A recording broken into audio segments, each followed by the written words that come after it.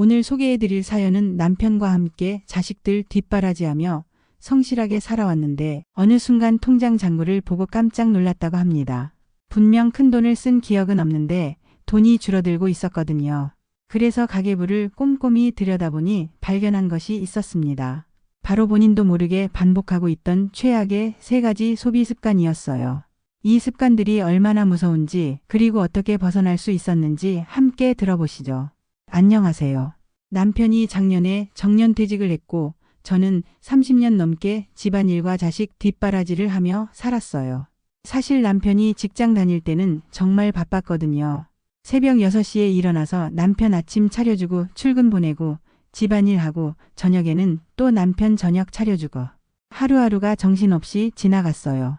그런데 남편이 퇴직하고 나니까 갑자기 시간이 많아진 거예요. 남편도 집에 있고 자식들도 다 독립해서 나가고 이제 뭘 하며 살지? 처음 몇 주는 정말 어색했어요.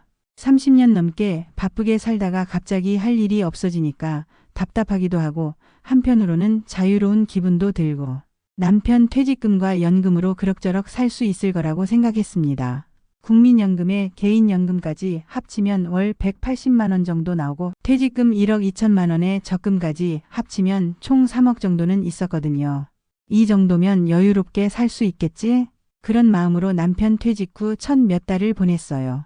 매일 아침 늦잠도 자고 평소 못 봤던 드라마도 보고 동네 카페에서 커피도 마시면서 여유를 만끽했습니다.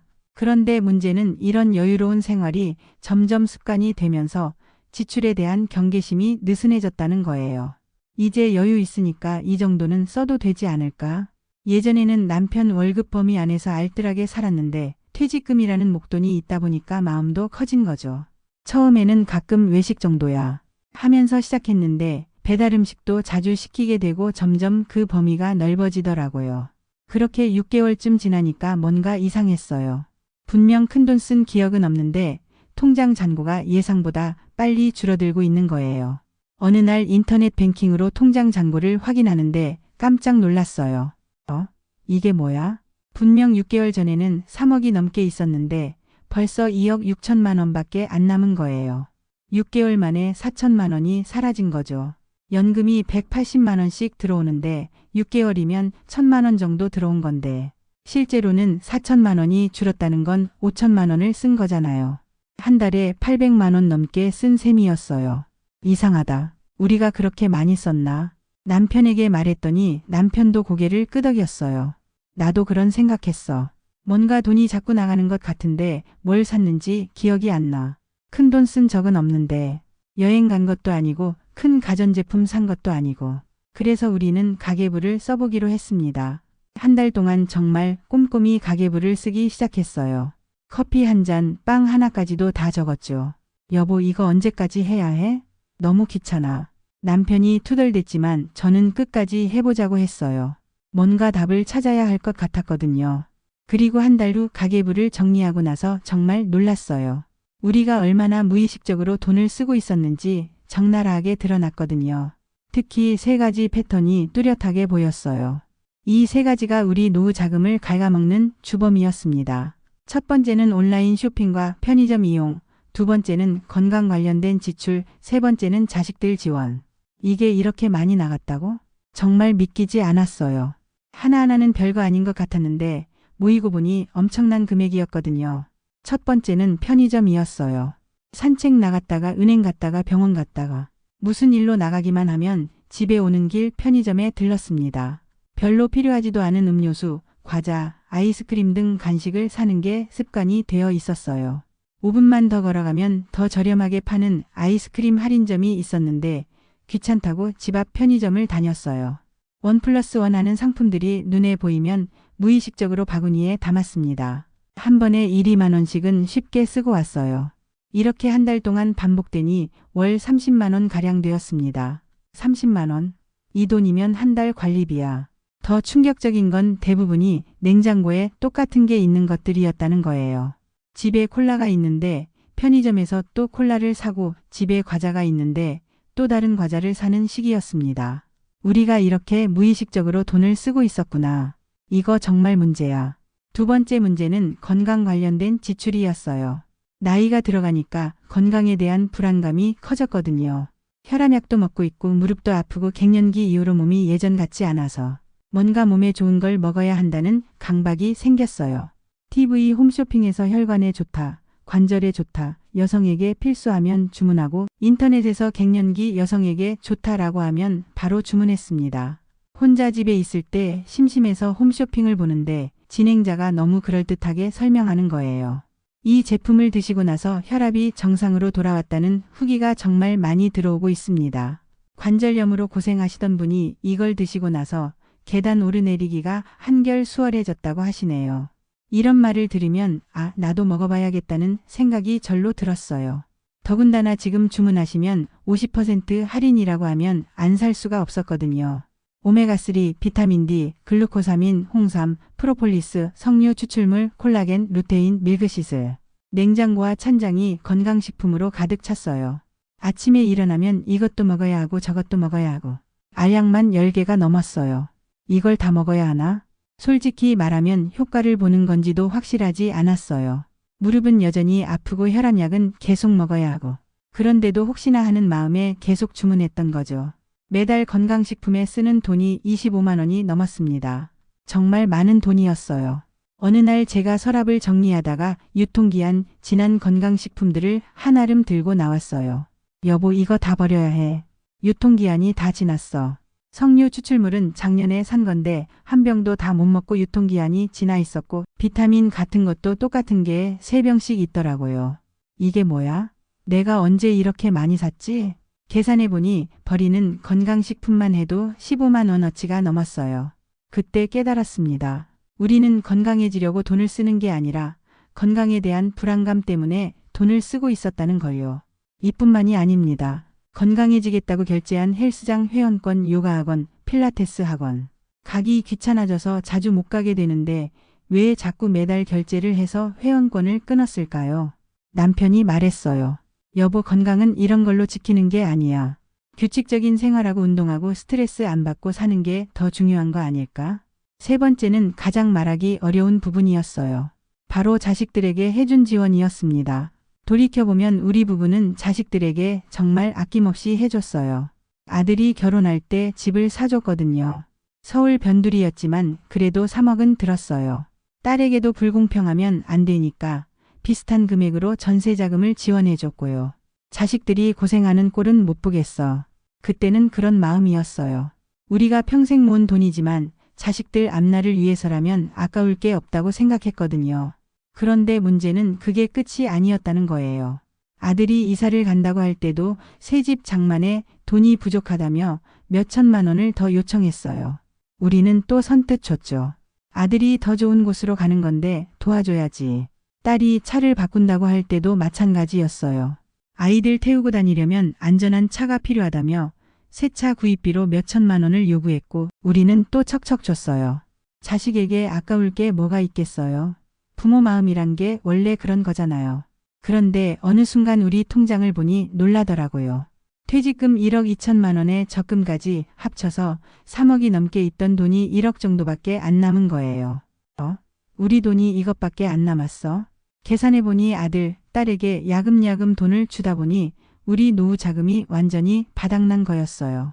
그제야 현실이 보이기 시작했어요. 우리 부부 노후 준비를 먼저 해둘 걸. 정말 후회가 됐어요.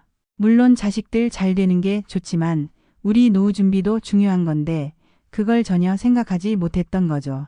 더 무서운 건 이런 생각이 들기 시작한 거예요. 이러다 나중에 자식들에게 우리 부부가 짐이 되는 거 아닐까? 그 생각을 하니까 너무나 겁이 나서 밤에 잠을 못 잤어요. 우리가 자식들 잘 되라고 우리 돈 다 써버렸는데 정작 우리가 늙어서 돈이 필요할 때는 자식들에게 손 벌리고 살아야 하는 처지가 될 수도 있겠구나 싶었거든요. 한 번은 딸이 또 전화를 했어요. 엄마, 아이들 학원비가 좀 부족해서. 예전 같았으면 바로 얼마나 필요해? 하고 물어봤을 텐데 그날은 달랐어요. 요즘 돈 사정이 좀 어려워져서. 딸이 놀라더라고요. 엄마, 무슨 일 있어요? 아프시거나 그런 건 아니죠? 아니야, 엄마 아빠가 이제 노후 준비를 좀 해야 할 것 같아서. 그때 비로소 딸도 우리 상황을 이해하는 것 같았어요. 남편과 제가 그날 밤 정말 오랫동안 이야기를 나눴어요. 여보, 우리가 자식들 사랑하는 마음은 100번 이해하지만 이제는 정말 우리 앞날을 생각해야 할 것 같아. 맞아. 이런 식으로 가다가는 정말 큰일 날 것 같아. 그날 이후 남편과 정말 진지하게 대화를 나눴습니다. 여보, 이대로 가면 안 되겠어. 우리도 앞으로 15년, 20년은 더 살아야 하는데 지금처럼 돈을 쓰면 나중에 정말 곤란해질 거야. 우린 정말 변화가 필요해. 우리가 자식들 걱정하다가 정작 우리가 자식들 걱정거리가 될 순 없잖아. 그래서 우리 부부는 큰 결심을 하고 가계부를 쓰며 쓸데없이 새는 돈을 막아보기로 노력했어요. 변화를 실천하는 과정은 생각보다 정말 어려웠어요. 머리로는 알겠는데 몸이 따라주지 않더라고요. 우선 핸드폰에 쇼핑몰 앱을 모두 삭제했어요. 막상 뭔가 아쉬워서 여보, 그냥 하나 정도는 남겨둘까? 하지만 남편이 옆에서 말했어요. 여보, 지금 안 지우면 언제 지워? 우리 진짜 변해야 해. 결국 과감히 모두 삭제했어요. 대신 전자책 앱과 뉴스 앱을 깔았습니다. 이제 심심하면 쇼핑 대신 책을 읽자. 그런데 처음 며칠은 정말 손이 근질근질했어요. 습관적으로 쇼핑 앱을 찾다가 없으니까 허전하더라고요. 아, 이거 보려고 했는데. 심지어 꿈에서도 쇼핑을 하는 꿈을 꿨어요. 정말 중독이었구나 싶었죠. 핸드폰 요금도 다시 정리했어요. 통신사에 전화하는데 정말 복잡하더라고요. 고객님, 현재 요금제 확인해보니 데이터를 많이 안 쓰시네요. 더 저렴한 요금제로 바꿔드릴까요? 그리고 제가 언제 가입한 줄도 모르는 유료 부가 서비스들이 있더라고요. 상담원이 친절하게 설명해주면서 각종 부가 서비스도 정리해줬어요. 이런 식으로 하나하나 정리하니까 월 요금이 12만 원에서 7만 원으로 줄었어요. 5만 원 절약이었죠. 케이블 TV도 마찬가지였어요. 고객님, 해지하시면 좋아하시던 드라마 다시 보기 못 보시는데 괜찮으신가요? 네, 꼭 봐야 하는 거면 본방송 때 보면 되죠. 드라마 다시 보기 보려면 좀 불편하겠지만 참기로 했어요. 월 3만 원 절약이었거든요. 편의점 이용을 줄이는 게 정말 가장 힘들었어요. 습관이라는 게 무서운 거더라고요. 첫째 주는 정말 고생했어요. 밖에 나갔다가 편의점 앞을 지나가면 자꾸 들어가고 싶어지는 거예요. 그런데 정말 힘든 건 마트에서였어요.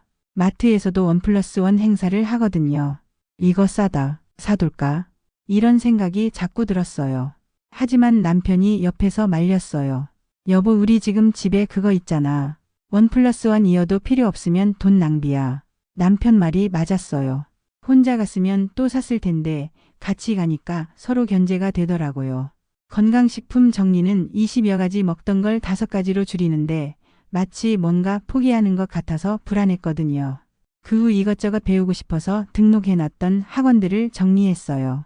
헬스장 회원권, 요가학원, 장구교실, 컴퓨터학원. 한 달에 총 20만 원 이상 정도 나가고 있었어요. 등록만 해놓고 잘 가지 않았어요. 이런저런 핑계로 한 달에 2~3번 가는 게 고작이었거든요. 헬스장은 등록한 지 3개월 됐는데 실제로 간 건 10번도 안 됐어요. 한 번 갈 때마다 15,000원씩 쓴 셈이었죠. 그래서 과감하게 정리하기로 했어요. 요가 하나만 남기고 나머지는 다 끊었습니다. 요가는 몸에도 좋고 집 가까워서 꾸준히 다닐 수 있을 것 같아서요. 헬스장, 장구교실, 컴퓨터 학원은 모두 해지했어요. 월 20만 원가량 절약이었죠. 처음에는 불안했어요. 아까운 돈이기도 하고 뭔가 포기하는 것 같아서. 하지만 대신 매일 아침 6시에 일어나서 1시간씩 산책하기 시작했어요. 첫날은 30분도 안 걸었는데 다리가 아팠어요. 아이고, 내가 이렇게 체력이 떨어졌나. 둘째 날은 조금 더 걸었지만 여전히 힘들었어요. 하지만 일주일 정도 지나니까 몸이 가벼워지는 게 느껴졌어요. 무릎 아픈 게 좀 나아진 것 같은데. 남편도 같이 산책하면서 말했어요. 여보, 우리 요즘 잠도 잘 오고 컨디션이 좋아진 것 같지 않아? 정말 그랬어요. 비싼 관절 영양제와 헬스 장비보다 꾸준한 산책이 더 효과가 있었던 거예요. 그리고 요가 하나만 남겨두니까 오히려 더 집중해서 다니게 되더라고요. 어차피 이거 하나밖에 없으니까 제대로 해야지. 그리고 가장 어려웠던 자식들과의 대화. 큰딸에게 먼저 전화를 걸었어요. 며칠을 고민하고 용기를 내서 건 전화였죠. 딸아, 엄마가 할 말이 있어. 앞으로는 도움을 좀 줄여야 할 것 같아. 네? 왜요? 무슨 일 있으세요? 아프시거나 그런 건 아니죠? 딸 목소리에 걱정이 가득했어요. 그래서 더 말하기 어려웠죠. 엄마 아빠가 이제 계획적으로 살아야 할 나이가 됐어. 너희들도 이제 독립적으로 살아야 할 때고. 제가 너무 엄마 아빠한테 의존했나요? 그런 게 아니라 엄마 아빠도 노후 준비를 해야 해.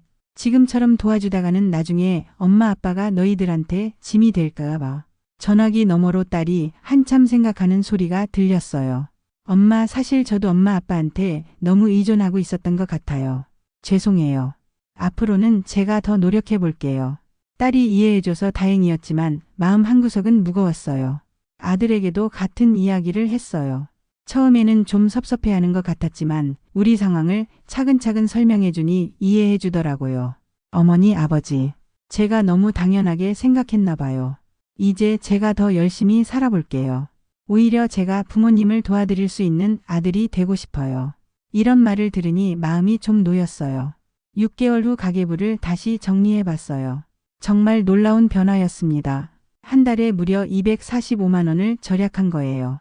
연금 180만 원에 이 절약분까지 더하면 오히려 매달 돈이 남았습니다. 정말 믿기지 않았어요. 별로 힘들지도 않았는데 이렇게 큰 변화가 일어날 줄은 몰랐거든요.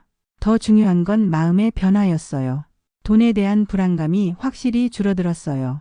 이제 우리도 여유 있게 살 수 있겠구나. 건강도 훨씬 좋아졌어요.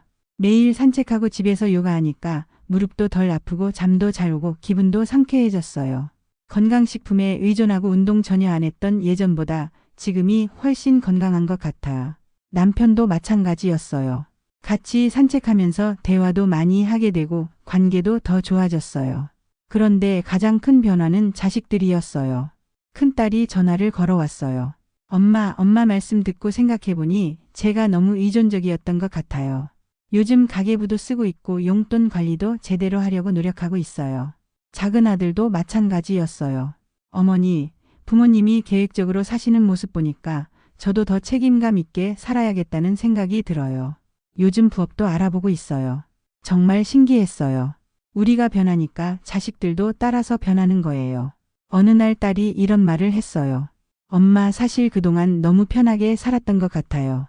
힘들 때마다 엄마 아빠가 도와주시니까 제가 해결하려는 노력을 안 했던 것 같아요. 이제는 제가 스스로 해보려고 해요. 아들도 비슷한 말을 했어요. 어머니, 제가 이제 진짜 어른이 되어야 할 때인 것 같아요. 부모님께 기대기만 할 게 아니라 오히려 제가 부모님을 도와드릴 수 있는 아들이 되고 싶어요. 이런 말들을 들으니 마음이 정말 따뜻해졌어요. 우리가 자식들에게 돈으로 도움을 줄 때보다 훨씬 뿌듯하고 고마웠거든요. 그리고 한 가지 더 놀라운 일이 생겼어요. 돈에 대한 스트레스가 줄어들면서 잠도 잘 오고 소화도 잘 되고 전체적으로 몸이 훨씬 편해진 거예요. 아, 돈 걱정이 이렇게 스트레스였구나. 예전에는 밤에 누워서 이러다 돈 떨어지면 어떻게 하지? 이런 미래에 대한 걱정을 많이 했거든요. 그런데 지금은 그런 걱정이 확실히 줄어들었어요. 남편과 둘이 앉아서 이야기했어요. 여보, 우리가 이렇게 사는 게 진짜 우리답게 사는 것 같아. 맞아. 예전엔 뭔가에 쫓기듯이 살았는데 이제는 정말 여유롭게 살 수 있을 것 같아. 통장 잔고를 보는 재미도 생겼어요. 매달 조금씩이라도 돈이 늘어나는 걸 보니까 마음이 든든했거든요. 이제 정말 노후가 무섭지 않네. 오히려 우리의 변화가 자식들에게도 좋은 영향을 준 거예요. 정말 예상하지 못했던 일이었어요. 이분의 이야기를 들으면서 정말 많은 생각이 들었습니다. 60대 이후의 소비 습관이 얼마나 중요한지, 그리고 작은 변화가 얼마나 큰 차이를 만들 수 있는지 보여주는 생생한 사례였어요. 이분이 바꾼 3가지 습관을 다시 정리해보면 이렇습니다. 첫째, 무심코 하는 온라인 쇼핑과 편의점 이용. 하나하나는 작은 금액이지만 매일 반복되면 엄청난 지출이 됩니다. 특히 1+1 행사나 각종 부가 서비스처럼 작다고 생각하는 돈들이 모이면 한 달에 수십만 원이 되더라고요. 둘째, 불안감에서 비롯된 과도한 건강식품 구매와 헬스장 등 학원 등록. 건강은 돈으로만 살 수 있는 게 아닙니다. 비싼 영양제와 가지도 않는 학원에 의존하는 대신 꾸준한 운동과 규칙적인 생활이 훨씬 효과적이죠. 셋째, 자녀에 대한 무분별한 지원. 자식을 사랑하는 마음은 이해하지만 부모의 노후 준비가 먼저 되어야 진정한 효도가 가능합니다. 이분처럼 용기 있게 경계선을 그으니까 오히려 자녀들이 더 독립적으로 변했어요. 이 세 가지만 바꿔도 노후의 경제적 안정성은 크게 달라질 수 있어요. 무엇보다 인상 깊었던 건 이분의 실천 의지였습니다. 이런 작은 실천들이 모여서 큰 변화를 만들어낸 거죠. 여러분도 한번 점검해 보세요. 나도 모르게 반복하고 있는 소비 습관은 없는지 말이에요. 진짜 필요한 것과 그냥 갖고 싶은 것을 구분하는 지혜, 자녀를 사랑하되 현명한 경계선을 그을 줄 아는 용기, 그리고 건강을 돈이 아닌 생활 습관으로 지키려는 의지. 이런 것들이 진정한 노후 준비의 시작이 아닐까 싶습니다. 돈을 아끼는 게 인색한 게 아니라 미래를 위한 지혜로운 선택이라는 걸 이분의 이야기를 통해 다시 한번 깨닫게 됩니다. 작은 변화가 큰 행복을 가져다 줄 수 있습니다. 오늘부터라도 시작해 보세요. 오늘도 건강하고 지혜로운 하루 되시길 바랍니다. 지금부터가 진짜 인생입니다. 오늘도 한 송이의 마음꽃이 당신 마음에도 피어나길 바라며 함께 걷는 이 길에 당신을 초대합니다. 지금까지 인생동행이었습니다. 감사합니다.